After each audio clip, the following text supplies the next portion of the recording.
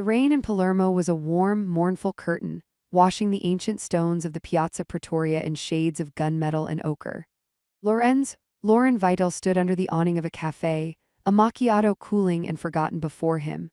He was a man carved from silence and shadow, his presence a void that seemed to swallow the cheerful chaos of the Sicilian evening. At 35, he carried the weight of the Vital family empire with a weary grace, his dark eyes missing nothing, his handsome face a mask of impassive control. The call he was waiting for would dictate whether the night would end in business or bloodshed. His phone, a secure, encrypted device, vibrated on the wrought iron table. Not a call. A video. His lieutenant, a sharp-faced man named Tommaso, stood a discreet distance away, his hand drifting inside his jacket. Lorenzo tapped the screen. The video was dark, grainy. A single bare bulb swung from a low ceiling, casting dizzying shadows. In the center of the frame, tied to a wooden chair, was his 7-year-old son, Leo. His small face was pale and streaked with tears, but his jaw was set in a stubborn line that was pure Vital. A wave of cold, murderous fury so potent it turned his vision white washed over Lorenzo. He did not move. He did not make a sound. A figure moved into the frame, face obscured by a black balaclava. The voice that came through the speaker was distorted by a cheap modulator, grating and electronic. Vital, you have 12 hours, 10 million euros, untraceable crypto. You will be contacted with the coordinates, no police, no tricks, or you receive the boy in pieces. It was a standard script, amateurish even. But then, as the figure leaned closer to the camera, the modulator crackled, faltering for a fraction of a second. Beneath the electronic garble, for a single heart-stopping syllable, Lorenzo heard it, the true timbre of the voice. A voice that had once whispered his name in the dark, a voice that had haunted his dreams for a decade. Ilera. The world stopped. The rain, the piazza, the threat to his son, it all receded into a distant hum. The past rushed up to meet him, a sucker punch to the soul. Ilera. Her name was a ghost on his lips, a wound he thought had long since scarred over, now torn open and bleeding. He ended the call, his hand was perfectly steady, he looked at Tommaso. It's her. Tommaso's eyes widened in confusion. Sir. The kidnapper, it's Ilera. The name meant nothing to Tommaso. It was from a life before this one, a life Lorenzo had buried. Ilera. The woman who had loved him when he was just a university student named Lorenzo, the son of a shipping magnate, not the heir to a Mafia dynasty. The woman he had loved with a desperate, foolish passion. The woman he had been forced to abandon, cruelly and completely, the day his father was gunned down and the mantle of the Vital family was thrust upon him. He had broken her heart to save her life, believing the world he was entering would destroy her. He had vanished from her life without a word, leaving her only a shattered love and a mystery. And now, a decade later, she had re-emerged from the darkness to take from him the only thing he loved more than the memory of her. The cold fury crystallized into something sharper, more personal, more agonizing. This was not business. This was a reckoning. He stood, throwing a handful of euros onto the table. The macchiato was a dark, bitter stain. Cancel the transfer, we're not paying. But Don Vital, Leo. She won't hurt him, Lorenzo said, the certainty ironclad in his voice. He knew her. The woman he had loved was still in there beneath the balaclava and the rage. This was a message for him. She wants me, this is personal. He walked into the rain, Tommaso scrambling to keep up. The gentle Sicilian evening was now a hunting ground. The game had changed. The ransom was not for money, it was for answers, for a confrontation a decade in the making. And as he slid into the back of the black sedan, his mind was no longer on the logistics of a rescue, but on the ghost who had returned to haunt him. The kidnapping was a crime, but the voice was a confession, and Lorenzo Vital was ready to hear it. The safe house was a nondescript apartment overlooking the bustling Vucceria market, the air thick with the smells of frying fish and salt. Inside, the mood was frigid. Lorenzo stood before a large monitor, the grainy freeze frame of the kidnapper looming. Tommaso and 2 other men, Enzo and Riccardo, worked furiously at laptops, tracing the signal, analyzing the video's metadata. The modulator is low-grade, Russian-made, Riccardo said, his fingers flying across the keyboard. The dropout was a power fluctuation, a flaw, we got lucky. Luck had nothing to do with it, Lorenzo murmured, his eyes fixed on the blurred figure. He wasn't seeing a faceless criminal. He was seeing a young woman with hair the color of wheat in the sun and eyes the shade of a summer storm. Ilera, the art history student who dragged him to museums and laughed at his cynicism. The woman who had made him believe for one blissful, naive year that he could have a life outside the gilded cage of his name. "We have a location," Enzo announced, pointing to a map on another screen. A red dot pulsed in the rugged, green interior of the Maduni Mountains. An abandoned shepherd's pagheru, remote, defensible, it fits. Tommaso looked at Lorenzo. "The plan Don Vital, we move in tonight, a full assault." Lorenzo didn't answer immediately. He was trapped between two timelines. The present, where his son was in danger, and the past, where he had destroyed the only good thing he'd ever had for himself. He remembered the last time he'd seen her. He'd taken her to their spot, a secluded cove outside the city. He'd been cold, distant, the weight of his father's coffin already crushing him. "It's over, Alara." "What, Lorenzo, what are you talking about?" Her face, so open and trusting, had crumpled. "You were a distraction, a pleasant one, but my life is elsewhere. It was never going to work." The lies had tasted like ash. He had seen the light in her stormy eyes extinguish, replaced by a devastation so complete it had physically pained him. He had turned and walked away, and he had never looked back. He had heard a single shattered sob before the sound of the waves swallowed it. He had done it to protect her, to keep her clean, away from the blood and betrayal that was his birthright. He had believed it was the only way. Now that decision had come back to claim his son. "No assault," Lorenzo said, his voice cutting through the tactical planning. "I'm going in alone." A stunned silence filled the room. Tommaso was the first to find his voice. "De Solo, that's suicide. We don't know how many are with her, what weapons they have." "She's alone," Lorenzo stated, with an absolute certainty that brooked no argument. "This isn't a professional job, it's personal. She's alone and she's waiting for me." He turned from the screen, his gaze sweeping over his men. "You will secure the perimeter. No one gets in or out unless I give the order, but this is between her and me." He walked to a heavy chest in the corner and unlocked it. Inside, nestled in foam, lay a pair of sleek black pistols. He ignored them. Instead, he picked up a small, wicked-looking knife and strapped the sheath to his ankle. Then he reached for a smaller, older object tucked into a velvet pouch. It was a woman's hairpin, a simple, elegant twist of silver. He had bought it for her from a street vendor the day he told her he loved her for the first time. He had kept it, a secret, shameful relic of the man he could have been. He slipped the pin into his pocket. It was not a weapon, it was a key to a door he had locked 10 years ago. An hour later, he was behind the wheel of a rugged Land Rover, navigating the winding, dark roads into the mountains. The rain had lessened to a fine mist, shrouding the peaks in ghostly gray. His mind was not on the mission, but on the past. On the taste of her lips, the sound of her laughter, the way she would trace the lines of his palm and tell him his future was not written in the scars there. He had been a fool. He had thought he was saving her by pushing her away. But he had only created a different kind of monster, a woman forged in the crucible of heartbreak who had now learned to wield a weapon. She hadn't taken Leo for money. She had taken him to force a confrontation. To ask the question that had haunted her for a decade: why? The tires crunched on gravel as he killed the engine a kilometer from the location. He would approach on foot. The night was alive with the chirping of crickets and the drip of water from the leaves. He moved like a part of the darkness itself, a predator returning to the scene of a long-ago crime. He was not going to rescue his son from a kidnapper. He was going to face the ghost of his first and only love, and he had no idea which of them would survive the encounter. The Pagharu was exactly as the satellite image had shown, a low, circular stone hut, its conical roof sagging with age, nestled in a small, rocky clearing surrounded by dense oak forest. A faint golden glow flickered from a single window, a lone beacon in the vast, dark wilderness. No guards were visible, no tripwires, just the profound, watchful silence of the mountains. She was confident, or she wanted to be found. Lorenzo approached from downwind, his movements fluid and silent, a shadow among shadows. He could hear the crackle of a fire from inside and a low, murmuring voice. His heart hammered against his ribs, a frantic, traitorous rhythm. He circled the hut, finding the heavy wooden door slightly ajar, an invitation. He didn't burst in. He pushed the door open slowly, the old hinges groaning a soft protest. The scene inside was surreal, a painting torn from two different centuries.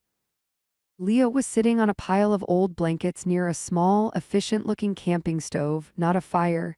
He was eating a piece of bread and cheese, his small face calm, though his eyes widened as he found his father in the doorway. He wasn't tied up. He was there. And then he saw her. She was standing with her back to him, staring into the blue flame of the stove. The black balaclava was gone. Her hair, shorter now, was pulled into a messy knot, but it was still the color of wheat, though dulled by time and hardship. She wore practical dark clothing, tactical pants, a black sweater. She was thinner, more rigid, the soft curves of the girl he remembered honed into the lean lines of a survivor. She didn't turn. "You're early, Lorenzo. I didn't expect you for another 3 hours." Her voice. It was her voice, the one from the memory, but stripped of its warmth. It was flat, cool, the voice of a stranger who knew him intimately. He stepped fully inside, letting the door swing shut behind him. His eyes never left her. Alara. Finally, she turned, and the air left his lungs. Time had been both cruel and kind. There were fine lines at the corners of her storm-gray eyes, a hardness to her mouth that hadn't been there before. But she was still, undeniably, the woman who had shattered his heart so he could become the man he was. Her gaze was a physical weight, filled with a decade's worth of stored-up bitterness and a pain so deep it seemed bottomless. "Papa," Leo's small voice cut through the tension. "It's all right, Leo," Lorenzo said, his voice remarkably steady. He kept his eyes on Alara. "Are you hurt?" The boy shook his head. "She gave me food. She said you were coming." Alara's lips twisted into a faint, bitter smile. "See, I'm not a monster, despite what you must think." "Why Alara?" The question was torn from him, raw and unvarnished. "Why him? Why this?" Her composure cracked just for a second. A flash of the old, wounded girl surfaced in her eyes. "You took everything from me, Lorenzo. You didn't just leave, you obliterated me. You made me question my own reality, my own worth. For 10 years, I've wondered what I did wrong. What was so wrong with me that you could erase me?" She took a step toward him, her hands clenched into fists at her sides. "I tried to find you your father's shipping business." She spat the words. "It didn't take long to figure it out, the great Don Vital. I couldn't get to you. Your world is a fortress, but him," her gaze flicked to Leo. "Him I could reach. I knew it was the only way you would ever really look at me again. The only way I could get you alone was to ask you, why?" Lorenzo felt the weight of his sins, heavy and suffocating. He had done this. His noble, stupid sacrifice had not saved her. It had twisted her, driven her to this desperate, dangerous act. "It wasn't you," he said, his voice low, throbbing with an emotion he had suppressed for a decade. "It was never you, it was me, my life, my name. My father was murdered, Alara. I wasn't just the heir to a fortune, I was the heir to a war. If I had stayed with you, they would have used you to get to me. They would have killed you or worse. I pushed you away to save you." He saw the words land, saw her process them. The anger in her eyes didn't dissipate, but it was now mingled with a dawning, horrified understanding. You let me believe I meant nothing," she whispered, her voice trembling. "You let me hate you." "It was better than you being dead," he said, the truth finally free after all these years. It hung in the smoky air of the hut, a simple, brutal confession. In that moment, the standoff shifted. The kidnapper and the victim were gone. In their place were two ghosts, staring at each other across the ruins of a love that had been sacrificed on the altar of a legacy neither of them had chosen. The ransom was forgotten. The only thing left was the devastating, life-altering truth. The silence in the hut was thicker than the stone walls. Leo, sensing the shift in the adults, had stopped chewing and was watching them with wide, curious eyes. The confrontation Lorenzo had prepared for, a violent extraction, a negotiation at gunpoint, had evaporated, leaving behind the raw, emotional wreckage of their past. Alara stared at him, the hard shell she had built around herself visibly fracturing. The confession had not brought relief, it had unleashed a torrent of conflicting emotions. A decade of hatred built on a foundation of lies was collapsing in on itself. "You had no right," she finally said, her voice a strained whisper. "You had no right to make that choice for me, to decide that a life without you was better than any risk. You broke me, Lorenzo. You didn't save me." He had no defense. He could only stand there and accept the truth of her words. His protection had been a form of violence. "I know," he murmured, the words inadequate, hollow. "I was young and arrogant. I thought I was being strong. I was being a coward." He took a cautious step forward, then another, until he was close enough to see the faint gold flecks in her gray irises, to see the pulse beating wildly at the base of her throat. He could smell the faint scent of wood smoke and a hint of the jasmine soap she had always used. The familiarity was a fresh agony. "What have you been doing, Alara?" he asked, his voice soft. "All these years." A bitter, broken laugh escaped her. Surviving, drifting, I left Sicily, went to the mainland. I worked shit jobs, waited tables. I tried to forget you. I tried to forget this whole damned island. Her gaze was distant, lost in painful memories. I got good at being invisible. I'm getting close to people without them ever really seeing me. It's how I managed this. She gestured vaguely around the hut. It's how I learned to track your movements, to find the one vulnerability in your perfect, fortified life. She had become a ghost because of him, a skilled, desperate ghost. Papa, Leo's small voice piped up again, more insistent this time. Is she the lady from the picture? Lorenzo froze, Alara's eyes snapped to his, a new sharp question in them. What picture? She asked. Lorenzo felt a fresh wave of exposure. He never spoke of her. But he had kept one photograph, a single hidden indulgence he couldn't bring himself to destroy. It was tucked into a book of Sicilian poetry in his private library. Leo, with a child's innocent curiosity, must have found it. It's nothing, Leo, Lorenzo said, but it was too late. The one where you're both laughing, Leo continued, oblivious to the tension, by the water. Alara's breath hitched. She remembered that day. A photographer, a friend, had caught them by surprise. It was one of the last happy days before the end. Lorenzo's carefully constructed walls were crumbling completely. He had not only kept her memory alive, he had preserved it as a secret treasure he hid from the world, but had shown it, unintentionally, to his son. The dynamic in the room shifted once more. The vengeful kidnapper was gone. In her place was a woman confronted with undeniable proof that the man who had shattered her had never, in fact, let her go. The anger was still there, a hot coal in her chest, but it was now smothered by a bewildering, painful sense of connection. Lorenzo saw the change in her. He saw the confusion, the softening around her eyes. He took the final step, closing the distance between them. He didn't touch her. He stood before her, closer than they had been in 10 years.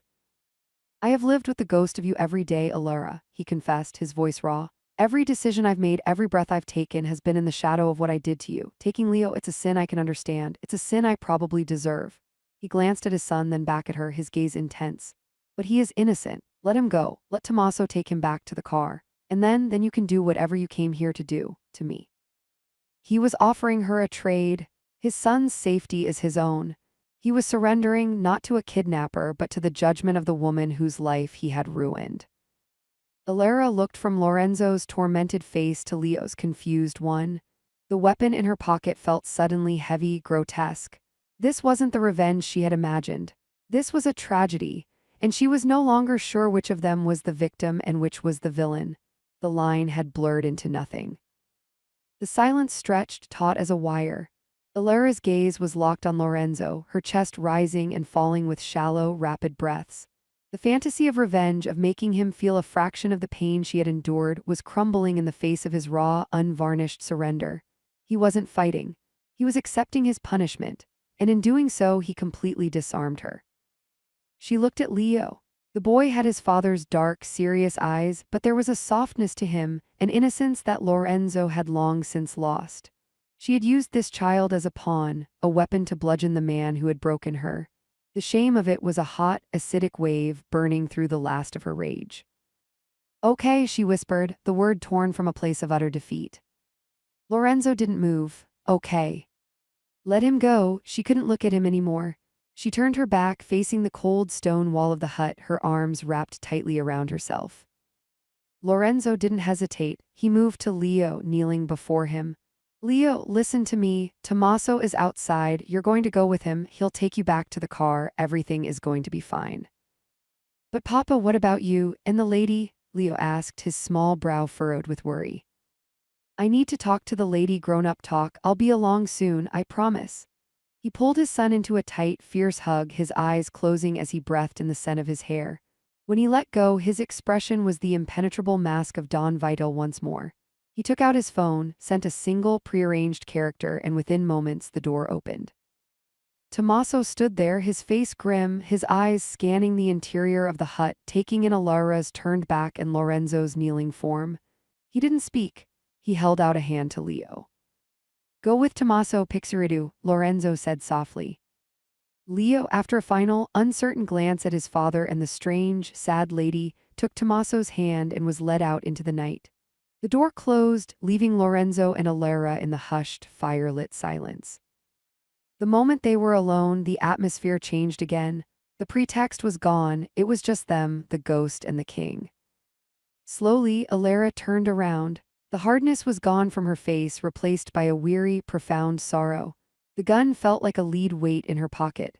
She reached in and pulled it out, a small, black semi-automatic. She held it loosely, not pointing it at him, but the threat was implicit.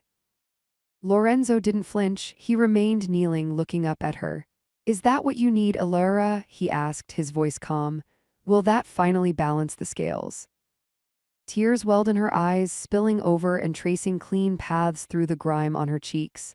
"I thought it would," she choked out. "For 10 years I dreamed of this, of making you pay, but now I feel sick." "Then put it down," he said, his voice low and compelling. "Talk to me." Her hand trembled, the gun wavered. "Why did you keep the picture?" The question was a plea. "Because it was the last time I was thrilled," he answered without hesitation. "Because it was the only proof I had that the man I was before, that he existed, that he was capable of feeling something real." He rose to his feet slowly, a predator careful not to startle his prey. "Because I loved you, Alara, I never stopped." The admission shattered her completely. A sob racked her body. The gun clattered to the stone floor, the sound unnaturally loud in the small space. She covered her face with her hands, her shoulders shaking. He was there in an instant. He didn't try to hold her, not yet. He stood before her, his presence a solid, steady anchor in her storm. "I destroyed us both, didn't I?" he murmured, his own voice thick with emotion. She lowered her hands, her face ravaged by grief. "You made a choice, and I made myself into this person I don't even recognize." She gestured to the gun on the floor. "I became the monster you were trying to protect me from." He reached out then, his fingers gently brushing a tear from her cheek. The contact was electric, a jolt of memory and sensation so potent it stole her breath. "No," he whispered. "You survived. You are stronger than I ever gave you credit for. I was the monster. I am the monster." His thumb traced the line of her jaw, a gesture from a lifetime ago. Her eyes fluttered, closed. The past and the present collided, the decade of bitterness and pain dissolving in the heat of that single, tender touch. The ransom was forgotten. The kidnapping was a nightmare fading in the dawn. All that was left was the devastating, impossible truth. They were still here. And the love, though scarred and twisted, was not dead. It had simply been waiting in the dark. The touch was a catalyst, breaking a dam that had held for a decade. A broken, wounded sound escaped Alara's throat, and she swayed forward. Lorenzo's arms closed around her, catching her as her legs gave way. He held her tightly, his face buried in her hair, his own body trembling with the force of emotions he had locked away for so long. They sank to their knees together on the cold stone floor, clinging to each other not as kidnapper and victim, but as two survivors of a shared shipwreck. She cried for the years lost, for the trust shattered, for the woman she had been forced to become. He held her through it all, his silence a profound apology, his embrace a shelter he had once denied them both. The gun lay forgotten a few feet away, a symbol of a revenge that had curdled into mutual grief. When her sobs finally subsided into ragged, hiccuping breaths, he gently pulled back, his hands cradling her face. Her eyes were swollen, her face blotchy, but in the flickering light from the camping stove, he saw the girl he had loved. The hardness had been washed away by tears, leaving behind a devastating vulnerability. "I'm sorry," he breathed, the words inadequate for the cataclysm he had caused. "I am so sorry, Alara, for everything." She shook her head, her hands coming up to cover his. "I became this person who could take a child, your child." The shame in her voice was a living thing. "Your reasons don't excuse what I did." "They don't," he agreed, his honesty brutal and necessary. "But I understand it. I drove you to it." He looked around the crude hut at the evidence of her desperate, lonely plan. "You've been living in the shadows because of me." He helped her to her feet, his arm staying firmly around her waist as if he feared she would vanish if he let go. He led her to the pile of blankets where Leo had been sitting and gently urged her to sit. He retrieved a bottle of water from his pack and handed it to her. The gestures were small, practical, but they were the first steps out of the abyss. "What happens now?" she asked, her voice hoarse. She took a sip of water, her hands still shaking.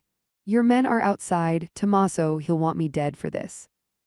Tommaso does what I tell him, Lorenzo said, his tone leaving no room for doubt. The Don was back, but this time his authority was wielded to protect her. No one will touch you, I will deal with it. And then what? She pressed, her stormy eyes searching his. You take me back to Palermo, throw me in a cell, or just let me go to disappear again? The thought of returning to the emptiness now that she had seen him again felt like a death sentence. Lorenzo knelt before her, his gaze intense. No, I'm not letting you go, not again. The declaration was absolute. You're coming back with me. A flicker of the old defiance sparked in her eyes. As what, your prisoner? As my guest, he corrected, his voice softening. As the woman I should have never let go. We can't go back, Alara. We can't erase the last 10 years. What you did, what I did, it's a part of us now, a scar, but it doesn't have to be the end of the story. He was offering her something impossible, a second chance. Not to be the carefree students they once were, but to build something new from the ruins of their past. It was a terrifying, audacious prospect. Your son, she whispered, the guilt a fresh wave. He'll always know I'm the woman who took him. He will also know you're the woman I have loved his entire life, even when I didn't know where you were, Lorenzo countered. We will find a way together. The word hung in the air between them. Together. It was the very thing he had denied them a decade ago. It was the answer to the question that had driven her to this desperate act. Outside, the first hints of dawn were painting the sky a pale, watery gray. The long, terrible night was ending. The ransom call, the kidnapping, the confrontation, it had all been a violent, painful surgery lancing a festering wound. The poison was out. Now the healing could begin. Lorenzo reached into his pocket and pulled out the small, velvet pouch. He opened it and let the simple silver hairpin fall into his palm. Alara's breath caught. She recognized it instantly. You kept this, her voice was a whisper of disbelief. I told you, he said, his thumb stroking the cool metal. I never let you go.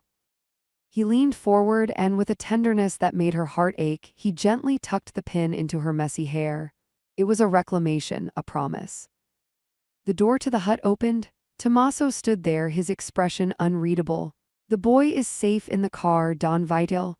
His eyes flicked to Alara, to the hairpin in her hair, to the gun on the floor. He said nothing. Lorenzo stood, pulling Alara up with him, his hand firmly clasping hers. He looked at Tommaso, his gaze clear and commanding. We're leaving. He led her out of the hut, into the cool, clean air of the new day. The nightmare was over. A different, more complicated reality was beginning. They walked towards the waiting vehicles, hand in hand, the Mafia boss and his former lover, stepping out of the shadows and into a future they would have to forge from forgiveness and the shattered pieces of their past. The return to Palermo was a journey into a new, uncertain world. They rode in silence, Lorenzo's Land Rover followed by a second car carrying Tommaso and a now sleeping Leo. Alara sat in the passenger seat, staring out at the landscape transforming from rugged mountains to the hazy coastal plain. The hairpin was a cool, reassuring weight in her hair. His confession was a seismic shift in her soul, but the reality of what came next was a chasm she couldn't yet see across. He didn't take her to the main Vital compound, a place she knew was a fortress of loyalty and suspicion. Instead, they drove to a smaller, secluded villa on the outskirts of the city, perched on a cliff overlooking the Tyrrhenian Sea. It was beautiful, isolated, and felt like another, more elegant cage. As the heavy iron gates swung shut behind them, Alara felt a fresh wave of anxiety. This was his world, a world of high walls and higher stakes. Leah, woken by the stop, was quiet and withdrawn. When Lorenzo lifted him from the car, the boy buried his face in his father's neck, refusing to look at Alara. The sight was a knife to her heart. She had terrorized a child. No amount of understanding or shared history could erase that. A severe-looking older woman, introduced as Signora Rosa, the housekeeper, appeared and whisked Leo away to be fed and bathed, casting a deeply suspicious glance at Alara. They were left alone in a vast, sun-drenched living room, the French doors open to a terrace where the sound of the waves was a constant, rhythmic sigh. The opulence was staggering, a world away from the stone hut and her years of anonymous rooms. This is yours for as long as you need it, Lorenzo said, his voice echoing in the spacious room. You'll be safe here, no one will bother you. Safe from whom? Alara asked, turning to face him. From your enemies or from your friends? He didn't answer directly. Tommaso is loyal, but he is pragmatic. He sees you as a liability, a threat to my judgment. He will need to be managed. The rest of the family, they cannot know the truth. They will see only a stranger, a woman I have brought into our inner circle. They will not understand. So what is the story, Lorenzo? She asked, crossing her arms over her chest, a defensive gesture. Who am I to be? The long-lost love, the charity case, the prisoner in the villa by the sea? He moved toward her, his expression pained. You are Alara, that is all that matters to me. The rest, we will figure it out, but you have to trust me. Trust you? The words were out before she could stop them, laced with the old, bitter hurt. You have a history of making decisions for my own good without consulting me. How is this different? He flinched, the blow landing true. It's different because I am asking you to stay. I am not forcing you to leave. The choice is yours this time, Alara, always. He gestured toward the door. You can walk out that gate right now. I will have Tommaso drive you anywhere you want to go. You can disappear again. But I am asking you, I am begging you to stay. To give us a chance to fix what I broke. But I am asking you, I am begging you to stay. To provide us with a chance to fix what I broke. The offer was genuine. She could see it in his eyes. He was giving her an exit, a clean getaway. She could return to her life of shadows, to the numb safety of being no one. But the memory of his arms around her in the hut, the feel of the hairpin in her hair, the devastating truth of his decade of regret, it had changed the composition of her soul. Disappearing now wouldn't be an escape. It would be another kind of death. She looked past him through the open doors to the sparkling, endless sea. A life of freedom, but a life alone.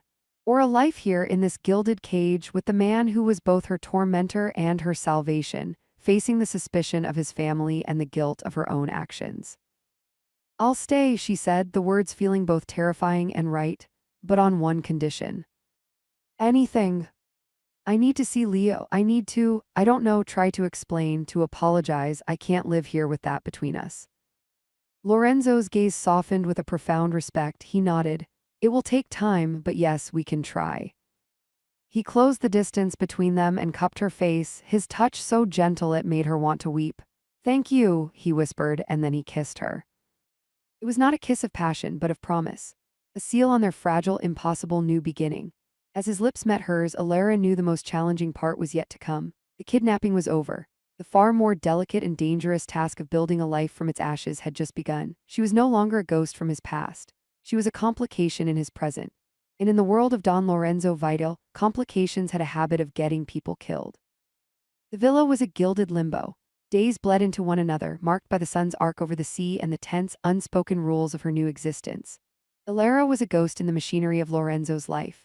Signora Rosa brought her meals with a silent, disapproving efficiency. From her terrace, she would sometimes see Lorenzo walking the grounds with Leo, their heads closed together, a portrait of a world she had violently intruded upon. The boy would never look up. Lorenzo came every evening. He was different here, away from the pressures of Palermo. The harsh lines of the dawn softened. He would bring her books, food she had loved as a student, and they would talk. Not about the past, not yet, but about inconsequential things, the books she was reading, the view from the terrace, the antics of the gulls. It was a careful, deliberate reconstruction of intimacy, brick by fragile brick. He was courting her not as a mafia boss, but as the man he might have been. One evening, he found her staring at a family photograph on the mantelpiece. Lorenzo, a beautiful, dark-haired woman with a serene smile, and a toddler, Leo. A fresh, different kind of pain lanced through her. Her own history had so consumed her with him that she had almost forgotten he had built a life without her. Isabella, he said softly, coming to stand beside her. She died 2 years ago, cancer. Alara felt a pang of shameful relief, followed immediately by guilt. I'm sorry. It was a marriage of convenience, he continued, his gaze distant, arranged by the families to secure an alliance. She was a good woman, a kind mother to Leo. We had an understanding, respect, affection even, but it wasn't. He looked at her, his eyes full of a quiet intensity. It wasn't this. The electric, painful, all-consuming connection that still arced between them after all these years. The love that had been a wound for her and a secret burden for him. Does Leo remember her? Alara asked. He has her smile, Lorenzo said, a world of sorrow in the simple statement. He doesn't speak of her often, it's a different kind of loss, quieter. The conversation opened a new door. She began to see the complete picture of the man he had become, a widower, a father, a Don carrying the weight of a legacy he never wanted, all while haunted by the ghost of the woman he'd been forced to abandon. Her own pain, while real and valid, was no longer the only pain in the room. A few days later, he broached the subject she had been both dreading and craving. Leo would like to see you. Her heart leaped into her throat. He said that. In his own way, he asked about the sad lady from the mountains. Lorenzo's mouth quirked in a faint smile. He's he's resilient and curious. The meeting was arranged for the following afternoon in the villa's sun-drenched garden. Alara felt sick with nerves. She sat on a stone bench, her hands clasped tightly in her lap as Lorenzo led Leo out to her. The boy stood a few feet away, regarding her with his father's serious dark eyes. "Hello, Leo," Alara said, her voice trembling slightly. He didn't respond, he just stared. "Leo," Lorenzo prompted gently, "you had a question for Alara." The boy shuffled his feet, looking down at the gravel path. Then he looked up, his gaze direct and unsettlingly mature. "Why were you so sad?" The question, so simple and profound, shattered her. It wasn't an accusation. A child attempted to understand a world of adult misery. Tears filled Alara's eyes. She didn't try to hide them. "I was sad because I missed your papa for a very long time, and I did a terrible, terrifying thing because I was so sad. And I am so sorry that I frightened you, Leo. It was the worst thing I have ever done." Leo considered this, his head tilted. He looked at his father, then back at her. "Are you still sad?" She took a shaky breath. "A little, but being here, seeing you and your papa, it helps." He took a small, hesitant step forward. "Papa said you used to make him laugh." A sob caught in Alara's throat. She nodded, unable to speak. Leo took another step, then held out his hand. In his palm was a smooth, white sea stone. "I found this for you, it's for good luck." It was a child's peace offering, a forgiveness she knew she did not deserve, but which she accepted with a gratitude that felt like a physical ache. She reached out and took the stone, her fingers brushing his. "Thank you, Leo." He gave her a small, tentative smile, then turned and ran back to his father, the moment of gravity passing as quickly as it had come. Lorenzo watched him go, then looked at Alara. The expression on his face was so profound and hopeful that it stole her breath. The path forward would be long and arduous. Tommaso's suspicion, the family's judgment, her own lingering guilt, it all lay ahead. But in that moment, holding the smooth, lucky stone in her hand, Alara allowed herself to believe that a future here, in the wreckage of their past, might be possible. The ransom had been paid not in crypto, but in truth. And the kidnapping had ended not with a death, but with the fragile, terrifying beginnings of a family. The fragile piece of the villa was a bubble, and like all bubbles, it was destined to pop. The pressure came from the outside in the form of a summons. Tommaso arrived one morning, his expression grim, and handed Lorenzo a sealed envelope. The wax seal was imprinted with a stylized C, the crest of the Capello family, one of the oldest and most powerful of the 5 families' council. Lorenzo read the contents, his face hardening into the impassive mask of the dawn. He looked at Alara, who was watching from the terrace doorway. "There's a meeting tonight. Old man Capello has called the council." Why, Alara asked, though she already knew. Her presence had not gone unnoticed. "Questions are being asked," Tommaso said, his gaze flicking to her with barely concealed animosity. "A woman appears from nowhere. She is installed in a private villa. The son of Don Vital was involved in an incident in the mountains that required a significant mobilization of our men. The other families are nervous. They smell weakness. They smell a distraction." "I am not a distraction," Alara said, her voice quiet but firm. Tommaso's lip curled.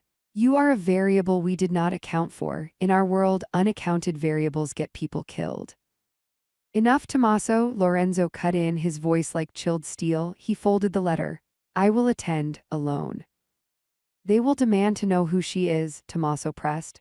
"They will see her as a vulnerability, a lever to use against you. The story of the kidnapping cannot get out. It would make you look weak. The only other story is the truth that she is a ghost from your past. And that makes you look sentimental and reckless. No version of this ends well for her, Lorenzo." The unspoken threat hung in the air. The council could demand her removal permanently. Lorenzo turned to Alara. The decision was in his eyes. He could hide her, keep her locked away in the villa, a secret to be managed, or he could bring her into the light and face the consequences. "Get ready," he said to her. "You're coming with me." Tommaso looked as if he'd been struck. "Don Vital, but I am asking you, I am begging you to stay, to give me, to provide us with a chance to fix what I broke." "I will not hide her," Lorenzo stated, his tone final. "I hid her once. It destroyed us both. If she is to be in my life, the world will know, and the world will learn to accept it." Alara's heart hammered against her ribs. He was choosing her, publicly and definitively, over the political stability of his position. It was the ultimate defiance of the code he lived by. It was also the most powerful declaration of love he could make. That evening she dressed in a simple, elegant black dress, her only jewelry the silver hairpin. When she walked out to meet Lorenzo, his eyes darkened with a mixture of pride and fierce possession. He didn't speak. He offered her his arm. The meeting was held in the basement of an ancient palazzo in the heart of Palermo, a windowless room that smelled of cigar smoke, old wine, and older power. 5 older men sat at a heavy, scarred table.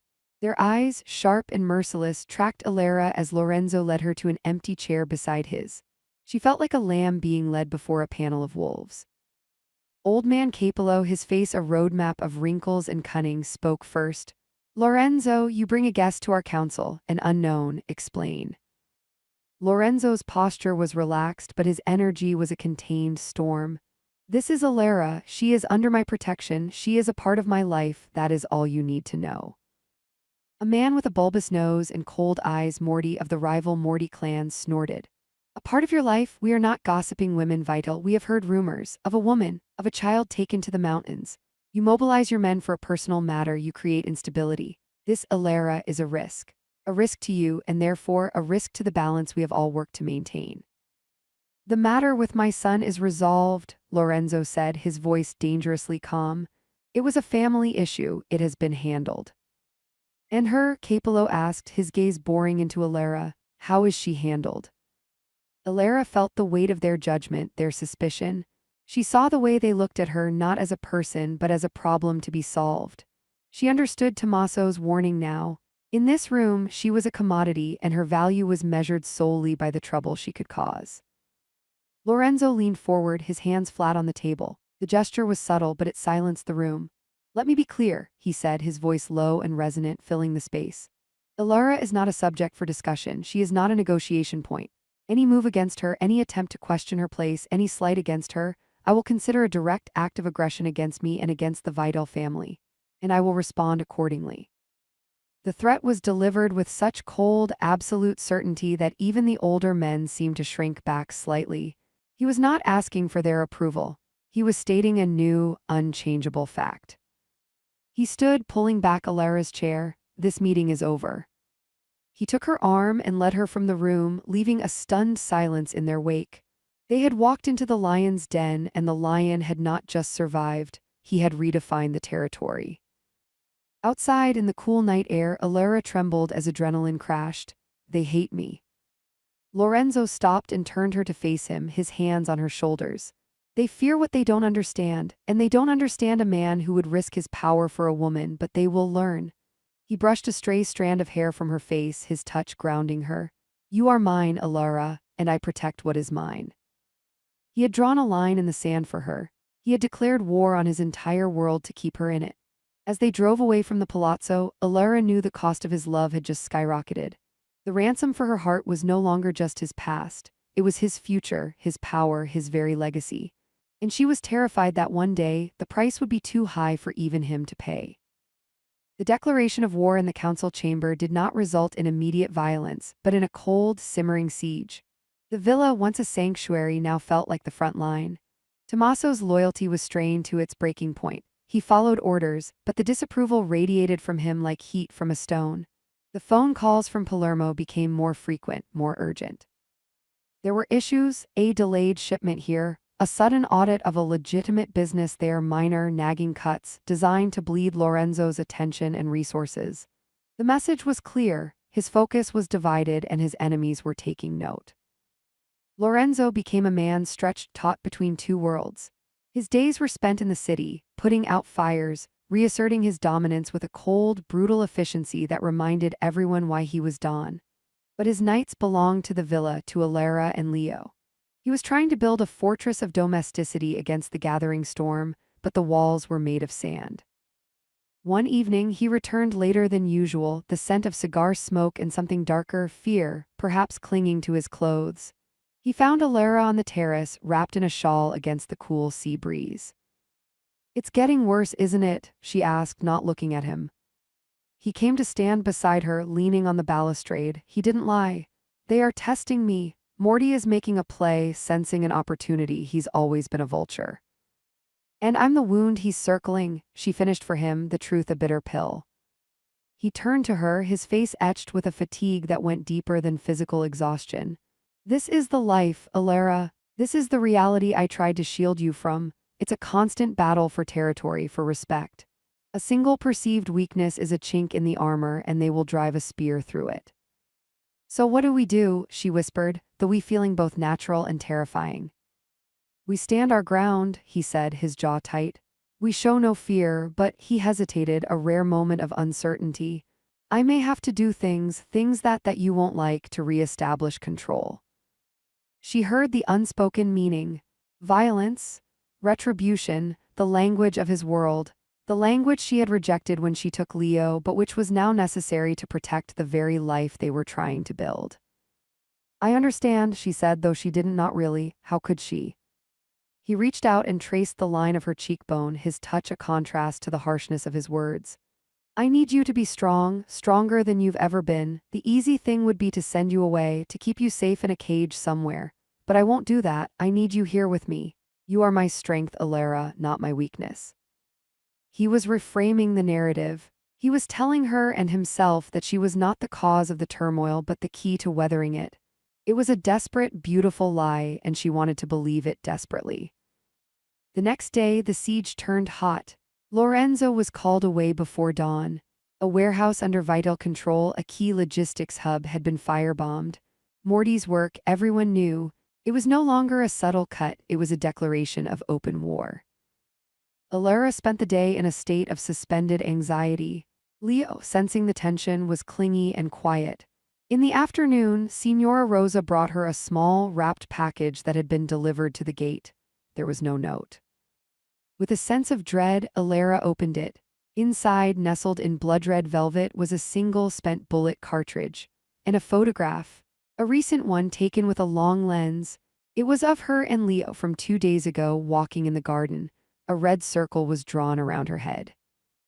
The threat was no longer abstract. It was here in her hands. They weren't just targeting Lorenzo's businesses anymore. They were targeting her. They knew she was the linchpin. Remove her and Lorenzo would be destabilized, consumed by grief and rage, making him vulnerable. She didn't panic. A strange, cold calm settled over her. The fear was still there, a live wire in her gut, but a simmering anger now joined it. They thought she was the weak link, the sentimental indulgence, the woman who had needed a child as a ransom to get a man's attention. They were wrong. She was no longer the art student, nor the heartbroken drifter, nor even the desperate kidnapper. She was the woman Don Lorenzo Vital had gone to war for, and she would not be the reason he lost. When Lorenzo returned that night, his knuckles raw and a fresh cut over his eyebrow, she was waiting for him in the living room, the bullet cartridge and the photograph laid out on the coffee table. He stared at them, and the fury that contorted his face was primal, terrifying.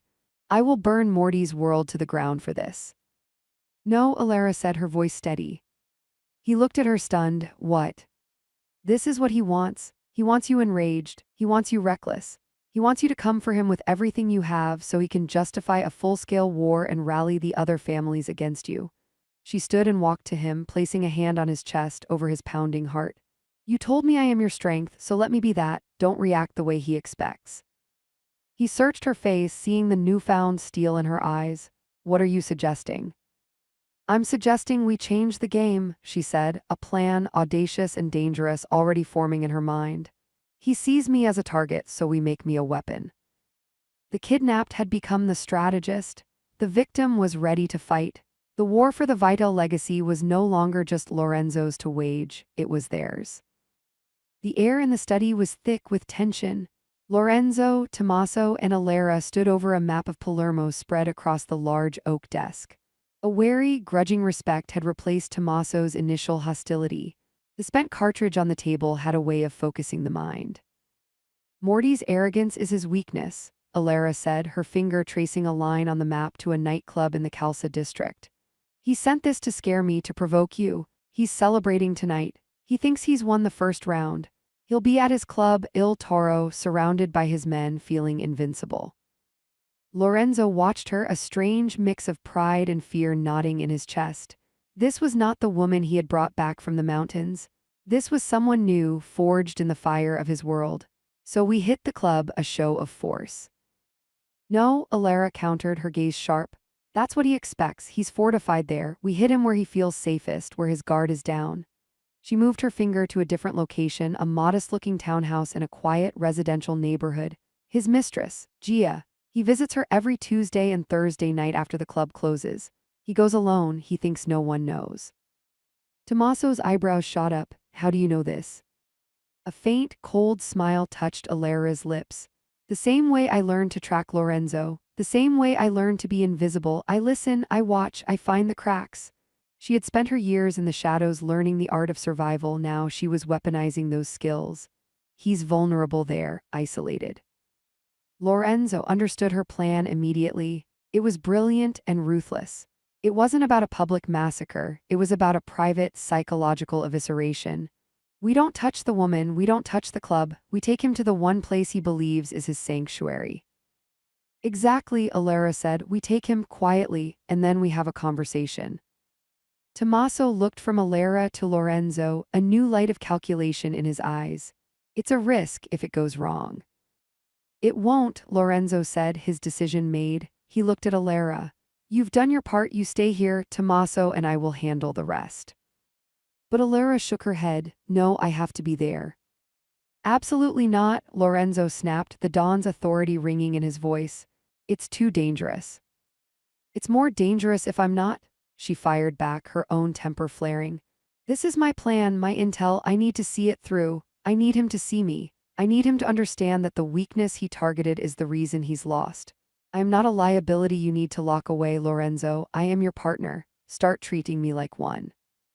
The word hung in the air. Partner. It was a demand, not a request. Tommaso looked away, wisely removing himself from the domestic battlefield. Lorenzo stared at her, the woman who had once been defined by her kindness, now standing before him, a general demanding her place on the field. He saw the fire in her stormy eyes, the unyielding set of her jaw. She was right. To exclude her was to infantilize her, to repeat the sin of his past by deciding what was best for her. He had promised her a choice. He gave a curt, reluctant nod. You come, but you do exactly as I say. You stay in the car until I have him secured. Is that clear? The victory in her eyes was a brighter, more potent thing than any kiss. Clear. Hours later, they were parked in the shadows down the street from the townhouse. The night was quiet, the only sound the distant hum of the city. Lorenzo and Tommaso were a study in focused lethality. Alara sat in the back of the car, her heart a frantic drum, but her hands were steady. Right on time, a black sedan pulled up. Morty got out, alone, slightly unsteady on his feet, a satisfied smirk on his face as he headed for the door. It was over in seconds. Two shadows detached from the darkness. A muffled grunt, a brief struggle, and Morty was bundled into the back of a van that had appeared as if from nowhere. The whole operation was silent, efficient, and terrifying.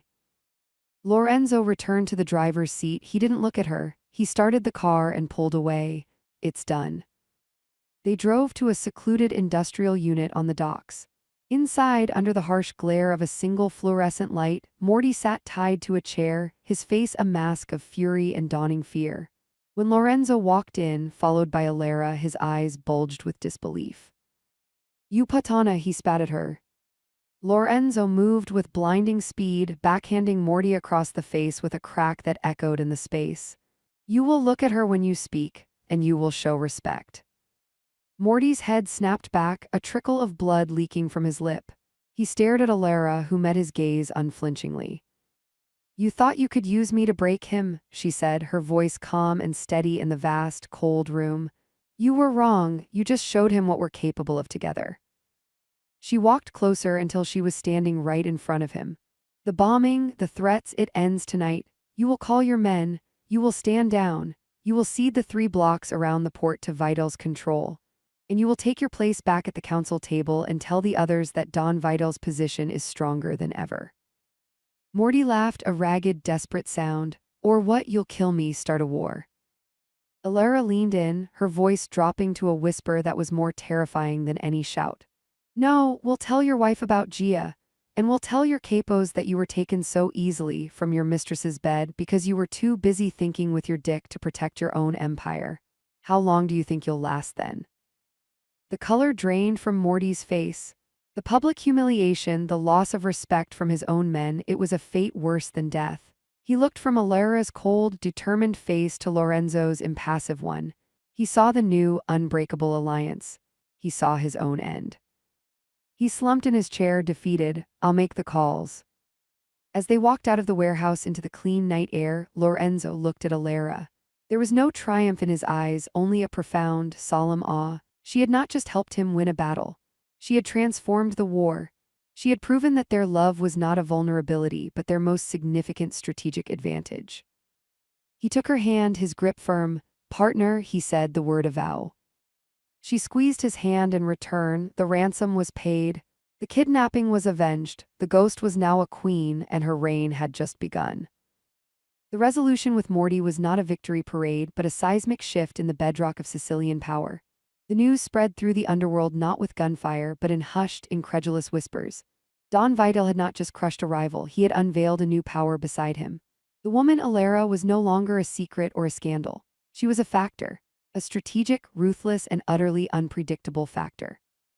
The bullet cartridge had been a declaration of war against her, and she had answered not with a plea but with a master stroke that left a seasoned Don broken and compliant. Life in the villa changed. Signora Rosa's suspicious glances were replaced with a deep, almost fearful respect. Tommaso's reports now included her, with his tone crisp and professional deference. She had earned her place not through love but through cold, hard efficacy. She had paid her dues in the currency of this world. Leo was the final frontier. The boy had watched the change in the adults around him with a child's perceptive silence. The sad lady was now a constant, calm presence. She didn't try to force affection. She was just there, reading in the garden, sometimes helping him with a jigsaw puzzle, her quiet steadiness a contrast to the tense energy that had previously surrounded her. One afternoon, he found her on the terrace, looking out at the sea, the lucky stone he had given her turning over and over in her hand. "Are you still sad?" he asked, repeating his question from the garden. Alara looked down at him. She didn't smile falsely. "Sometimes," she said honestly, "but less than before." "Because of Papa." "Because of both of you," she said. She knelt so she was at his eye level. "Leo, I know what I did was very wrong and very scary. I can't ever take that back. But I want you to know I would never, ever let anything bad happen to you or your Papa ever again. I will keep you safe." He considered this, his dark, serious eyes searching hers. Then he did something that shattered the last remaining wall around her heart. He stepped forward and wrapped his small arms around her neck in a brief, tight hug. "Okay," he mumbled into her shoulder before letting go and running off to find his ball. It was forgiveness. Not full, perhaps not complete, but it was a beginning. It was a foundation. As she watched him go, she felt the last of the kidnapper's guilt begin to loosen its grip, replaced by the fierce, protective love of a guardian. That night she found Lorenzo in his study, not working, but simply staring into the fire. The weight of the crown was heavy on him, but the constant wariness in his eyes had eased. "He hugged me," she said softly from the doorway. He turned, and the smile that spread across his face was one of pure, unadulterated joy, so rare and beautiful it made her breath catch. He held out his hand, and she went to him, letting him pull her onto his lap in the large leather chair. "He's a good judge of character," Lorenzo murmured, his lips against her temple. They sat in comfortable silence for a long while, the fire crackling, the burden of their past finally feeling like a story they had survived, not a chain that bound them. "It's over, isn't it?" she asked quietly, the immediate threat. "For now," he said, his arms tightening around her. "There will always be another Morty, another challenge. This is the life." He paused, choosing his words carefully. "But it's a life I no longer have to face alone. You've given me back a part of myself I thought was gone forever, the part that can hope." He shifted her, reaching into the drawer of his desk. He pulled out a small, black velvet box. Her heart stuttered. "Lorenza." "It's not a ring," he said gently, seeing the panic in her eyes. A formal proposal, a binding into this world by law, was too much too soon. He understood. He opened the box. Inside, on a delicate silver chain, hung a pendant. It was not a diamond, but a polished, teardrop-shaped piece of obsidian, dark and depthless, shot through with a single fiery streak of red. It was beautiful, unique, and utterly them, born from darkness and violence, but containing a core of fierce, unyielding light. "It's a promise," he said, his voice thick with emotion. "A promise that I will see you, not the girl you were, or the victim I created, or the weapon you became to survive. I see the woman you are now, my partner, my strength, my future." Tears streamed down Alara's face as he fastened the chain around her neck. The cool stone settled against her skin, a tangible weight of his love, his acceptance, his unwavering faith. She turned in his arms and kissed him, a kiss that was a seal on their hard-won peace, a testament to a love that had been to hell and back and had emerged, scarred but unbroken. Later, as they lay entwined in the quiet dark, the obsidian pendant a superb comfort between them, Alara knew this was not a fairy tale ending. There would be no happily ever after in the traditional sense. The shadow of the vital name would always be there. The phone could ring at any moment with a new crisis. But as she listened to the steady, strong beat of Lorenzo's heart and the distant, soothing rhythm of the sea, she knew something with absolute certainty. This was not a cage, it was a choice. And she had chosen him and he had chosen her, not despite their darkness, but because within it they had found a light that belonged only to them. The ransom call had been the beginning of the end of their old lives. And from the ashes they had built something new, something real, something that was worth any price. In the end, the truth hadn't saved them. It had forged them. And the bond they shared, tempered in betrayal and vengeance, was now stronger than any vow, any empire, any bullet.